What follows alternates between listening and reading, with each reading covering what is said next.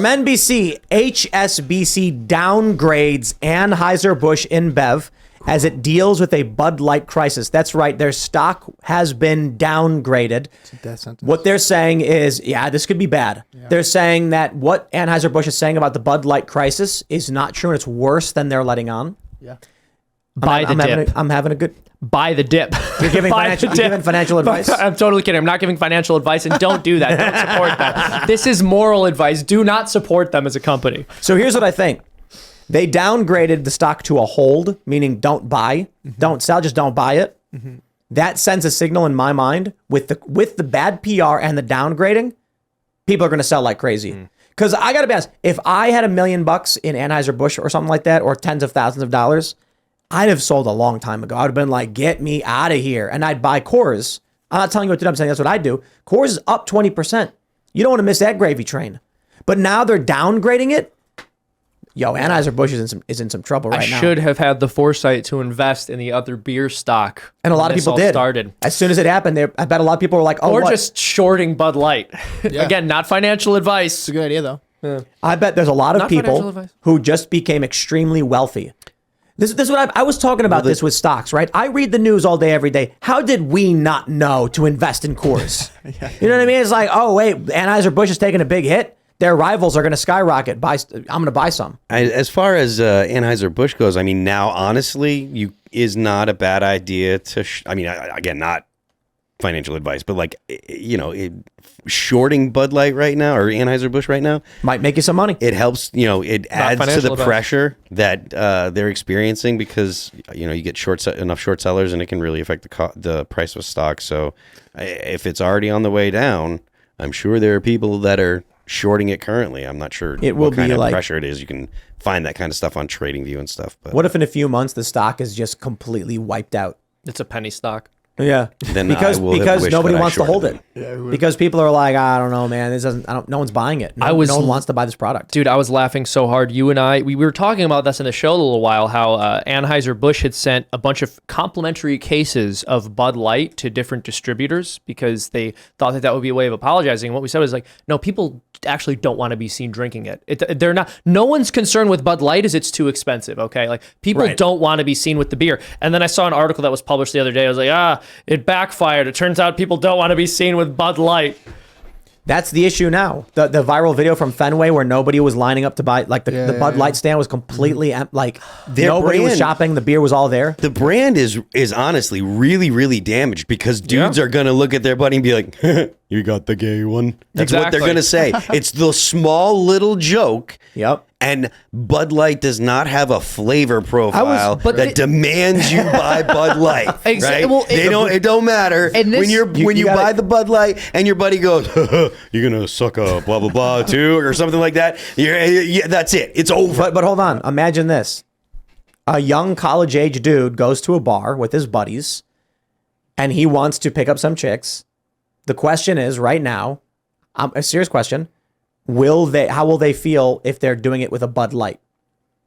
Is the chick gonna be like, the girl's gonna be like, I'm cis. You just remember I'm normal. It's such a small thing though, because it's just what if someone laughs? It's all it is. That thought right there will change people's behavior patterns way faster than people telling you don't do this, any amount of finger wagging. If I grab this, my buddy's gonna laugh at me, and everyone at the bar or at the party in the social setting is gonna see that I'm the butt of the joke.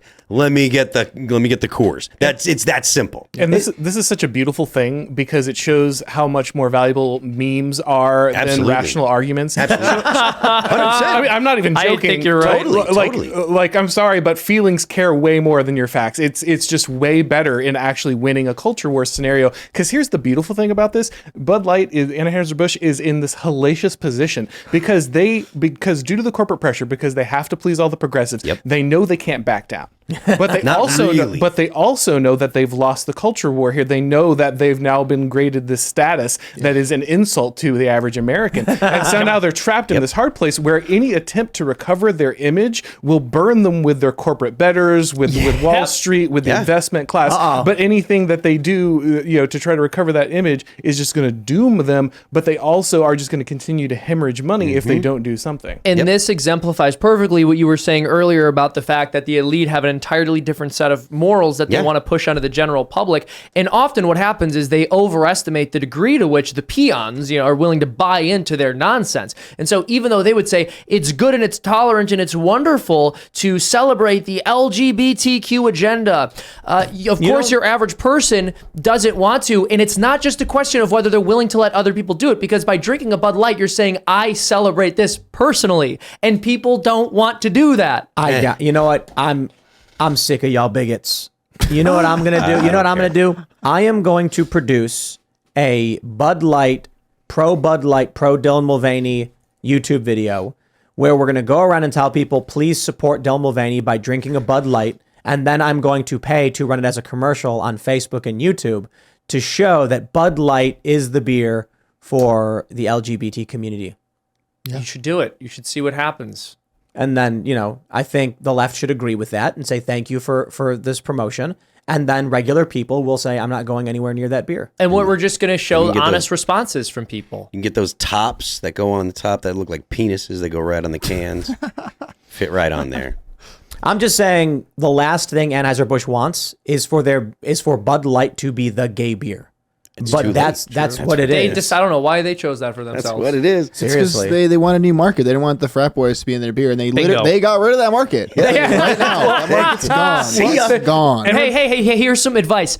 Don't, Anheuser-Busch, next time, don't break up with your boyfriend until you have another one lined up. Well, and again, let's not forget the context in which this was pushed. It was right after a transgenderist shooter shot up a Christian school, killed 3 children. Another transgender shooter was caught right before they went and shot up a church. And instead of saying, we stand with the Christian community, we stand with this community that was attacked, we stand with this school, we're going to donate to these people, what do? They doubled and tripled down on pushing the agenda of the people who identified with the same identity as the shooter. That just solidifies that the boycott is the moral thing to do.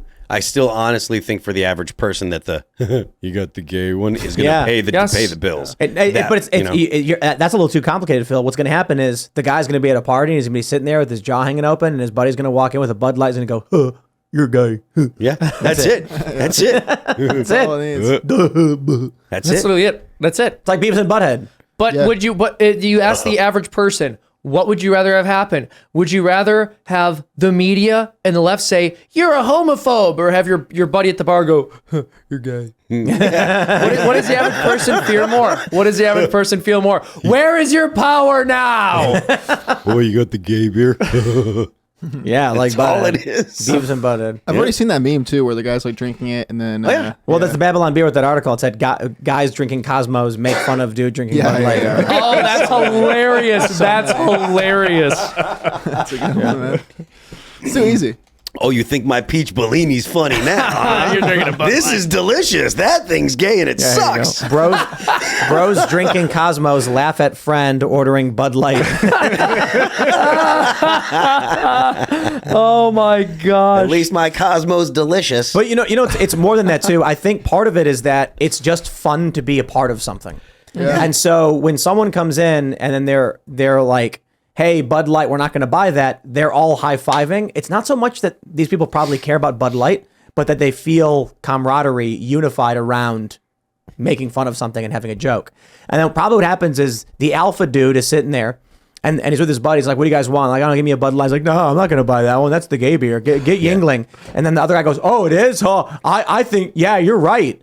And then once that guy cracks one joke, they all start cracking jokes to try and fit in. Mm-hmm. And they're just memifying Bud Light as a bad brand. It's over, man. It's already over. It's so over. It said this is actually very, very funny. It does really remind me of when people were shorting GameStop, because it was a meme, but it was also the destruction of a company and all these investment firms. No, not shorting GameStop, investing in GameStop. Investing in GameStop when people were trying to short it. That's right, because they were harming investment firms. Right. Yeah. They put a big investment firm out of business. Did they get bailed out? And also, I think Trump Jr. and Ocasio-Cortez even had common ground on that. They both tweeted the same day about how the government should not be privileging this investment firm. They lost fair and square. Yeah, I know, but like talking about how Matt Gaetz and AOC have worked together on some good things is kind of like mentioning that sometimes Bizarro Superman will like help someone. You know, Bizarro Superman's still kind of bad.